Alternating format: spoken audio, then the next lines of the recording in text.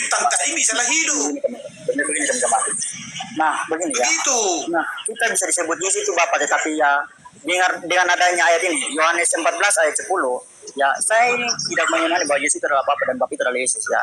Karena begini, ketika Yohanes 14 ayat 10, ketika Filipus meminta kepada Yesus untuk menunjuk Bapa, ya Yesus bilang, lihat aku, kalau kamu melihat Bapa, lihatlah aku. Bukan berarti itu berbicara mengenai eksistensi Bapa itu, tapi berbicara mengenai wujud dan rupa Bapa itu.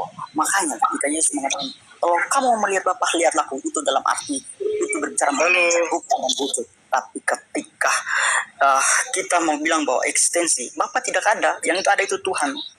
Jadi kalau kita berbicara mengenai eksistensi, itu berbicara mengenai keseluruhan.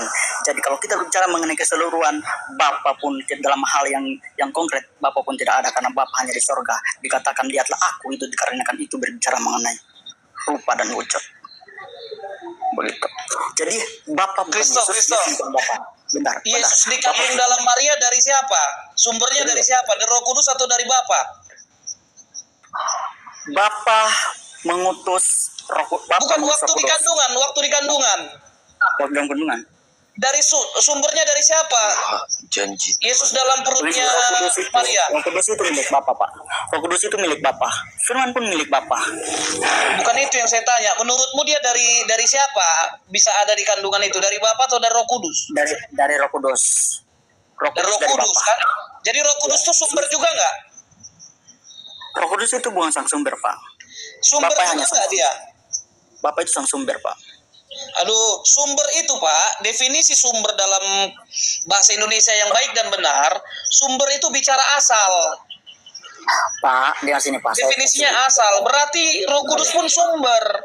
Nggak bisa Ya bentar, jangan dipotong. Oke. Nah, begini Pak. Coba kita lihat, bentar. Coba kita lihat dalam perspektif. Kalau kita bilang hanya Bapa sumber, berarti kita merendahkan Yesus dan Roh Kudus. Firman dan Roh Kudus. Itu salah Pak. Begini Pak. Nah, ketika kita lihat dari perspektif ketika Yesus bangkit dan orang mati, terus dia bilang kepada umatnya, aku akan pergi, tapi aku akan minta kepada Bapa, ya. Minta kepada Bapa untuk apa? Mengutus penolong yang lain. Penolong yang lain itu menurut Bapa itu siapa? Iya. Ya kan? Jadi kalau penolong yang lain itu disebut dengan Roh Kudus, kenapa harus ada kata Bapa? Coba, aku akan minta kepada Bapa untuk mengutus penolong yang lain.